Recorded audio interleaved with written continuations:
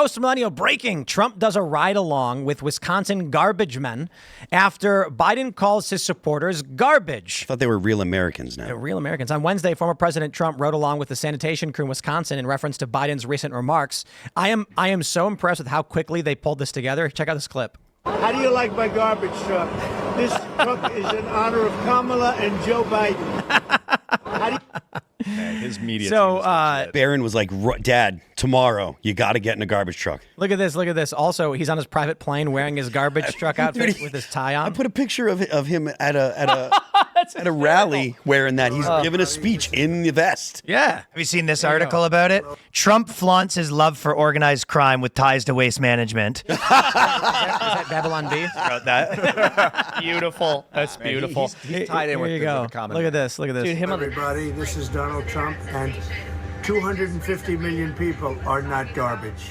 He's just like, I locked in the Amazing. sanitation worker boat. The hands, 250 million people, the hands go out.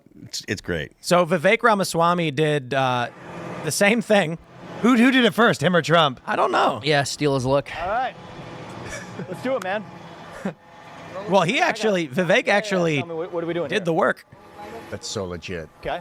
Good for them. Right up to He's here. like he's a half billionaire. He's worth $500 million. These garbage men make more money than you think. That's $100K a year job. Those guys are doing okay. All right, sweet. Lift open, and then what are we doing? Pull them both out. Pull them both out. Look at that. There you go. Smash it in. Oh, yeah. Like one There of you go. So Real this is- Americans doing real American work. We are not garbage. We're taking out the garbage. And you know what's really funny is I kind of think with this, Joe Biden called called Trump supporters garbage. I swear he's sabotaging her.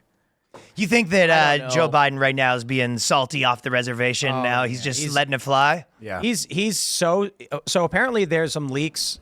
And take it with a grain of salt. I've heard this also, though. The leaks where Biden's been like, they're suckers and losers. Like, he said something like, they're all a bunch of suckers. They're going to lose now, blah, blah, blah. I should have been in this race. They betrayed me. Things like that. There's a New York Times article that just came out. Was Joe Biden actually the better candidate? So I'm telling his people could be it's bad. His people could be pushing him out. I've heard rumors that actually the people in the White House and Kamala Harris's staff hate each other.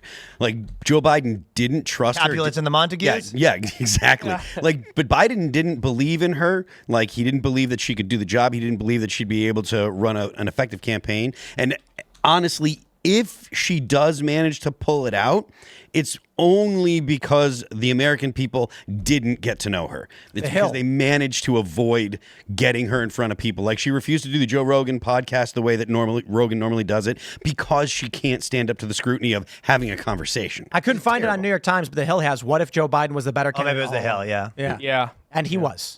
Well, that is true. I don't think. And that's bad because he's not good. He's not But a it's good interesting that candidate at all. articles like this are coming out where it's a little bit. Yeah, I mean, Already. at some point they're gonna have to admit it to themselves that she's not a good candidate at all. But with Joe, there have been moments where I felt maybe he's trying to sabotage her. I even did a cartoon about it. But ultimately, with this particular gaffe, it just was too off the cuff. I don't think this was a 5D chess move. Yeah, no. yeah, exactly. It was clearly Biden stumbling over his words. And part of what I think is so funny about him is he just says and does things that aren't normal for any president. And he thinks because Trump came before him and was kind of brash that he can get away with it, but he can't. It doesn't come off as funny. It just comes off as mean when Are you talking Biden about does it. supporting the KK member Bird when he was... No, that is also a fair point. But just like calling American citizens garbage. Biden objectively has been a little funner in the last little while. Well, listen, but Like not at the on end of his purpose. campaign, he has been a little bit funner. He put a MAGA hat on. That's true. It works a Put a little Trump bit hat for on. him. Yeah, he's doing funny bits. Yeah, he called these people, he called Trump supporters garbage because he doesn't care anymore. Did you see the Axios? I think it was Axios leaks where they said that he keeps pitching campaigning with Kamala, but they keep ignoring him. Oh my gosh, that's So he hilarious. said he He's on the beach? So on the what? On the beach? Like, he takes a lot of beach days. No, he was going to Pittsburgh. He said that he's going to go campaign.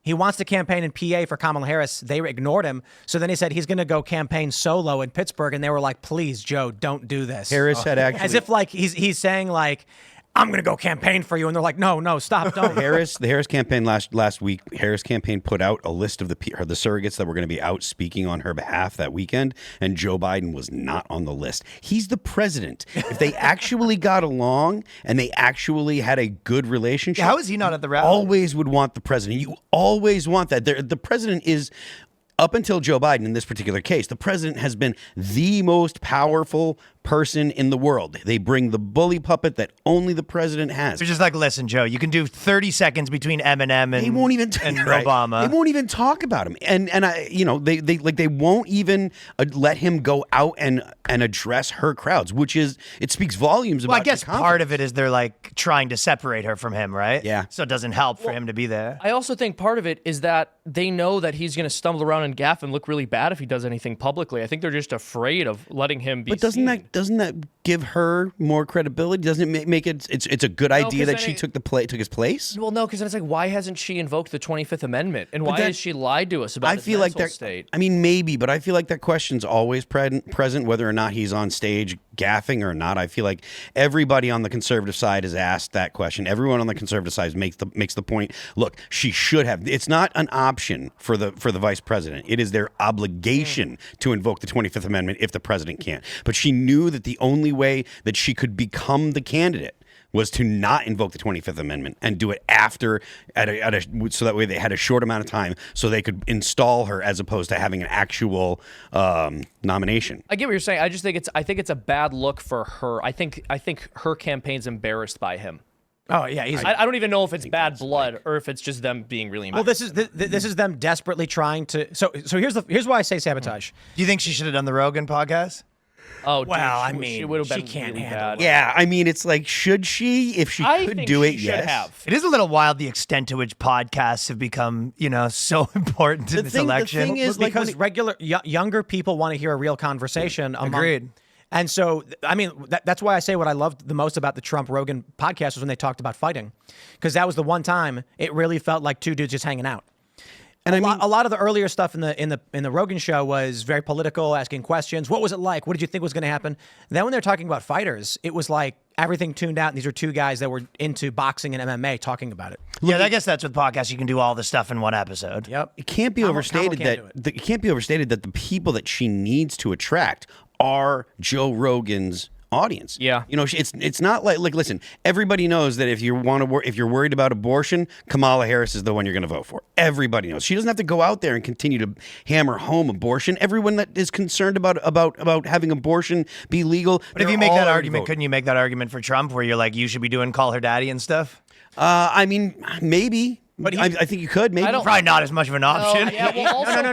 hold Hold on. Not as He big a did go to the podcast. the National Association of Black You're Journalists. right. He has done that stuff. He does go. And it was amazing. It was great. Do you remember that? Yeah, I do. When he was just like snapping back at him, like how rude. He's gone into the Dragon's Den a lot more. Yeah. multiple times. He goes. But when he was at the National Association When his own of Black debates are a bit of a Journalists, Dragon's Den. he gets this attack line, these questions that are insulting, and he goes, "Well, I'll start by saying how rude. I've never been asked such rude questions." And he doesn't care. He's like, I'm just going to say it. People like him. That's why they like it. But it's not like Rogan would be some attack interview anyway. It would be the exact same treatment as Trump. Well, But the truth is on Rogan's side and Trump's side. Yeah. yes. Kamala Harris, not so much. I retweeted the interaction between Sanjay Gupta and Joe Rogan after the COVID stuff, when he was confronting Sanjay Gupta about the way that CNN doctored the video of Rogan, how they said that he was taking horse medicine, and it was very confrontational. And I can imagine that being the case with Kamala Harris.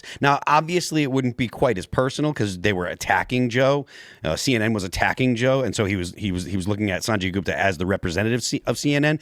But he pushed back on things that Trump said, and that's his MO. So if Kamala Harris says something, she might try to do the same thing that she did with Bret Baier when she was like, "You know what I mean," and Bret Baier was like, "No, I don't. I'm not going to throw you a line. You have to get out of this yourself." And that's probably how Rogan would be as well. He might be kind. He might be polite. polite, but he's still going to be like, look, if you can't answer it, that's your problem, not mine. Well, also, I mean, she and her campaign know that she can't speak for 3 hours straight without making a complete and total fool out of herself. She just trails off. She doesn't know what she's saying. None of her talking points are prepared. She has to look at a teleprompter. When she does deliver any opinion that appears to have any level of insight, it's clearly rehearsed. So the whole reason for them making these demands is because they knew that Joe wasn't going to acquiesce, and they wanted an excuse for her to not do the show. And I think the way her the other side of that is they might not realize the leverage has changed where you go, this isn't, a bunch of streamers. They wanted to say no, but they can't. So they created impossible terms that Joe could not agree to so that they can say, now the media is reporting Joe Rogan turned her down. Exactly. That is possible, but they also might, in addition to that, be like, well, he'll agree to our terms. She flew to call her daddy. Yep. Well, she flew to call her daddy? Yeah, she went on set for Call Her Daddy, but when it came to Joe Rogan, she says, here And also Shannon Sharp. That's right. And both those are smaller. And Breakfast Club. Yeah, that's a good point. Those are way smaller. She flew to all of them, but when it came to Rogan, she said, you come to me. Yeah. and only do an hour-long show. Yep. And Joe was like, that's not the show. I don't do that. That's not what we do. Her support of Biden is disingenuous. Like, I think if she had invoked the 25th Amendment, taken over in command, she'd be a legit candidate right now. And because Trump, Rogan would ask her about Biden's mental state and why she doesn't just talk about it openly, and she'd be like, she couldn't. She's put herself in a position where she's not able to admit that he's gone frail. Thanks for checking out this clip from Timcast IRL. Make sure to watch the show live Monday through Friday at 8 p.m. Subscribe to this channel, and we will see you all there.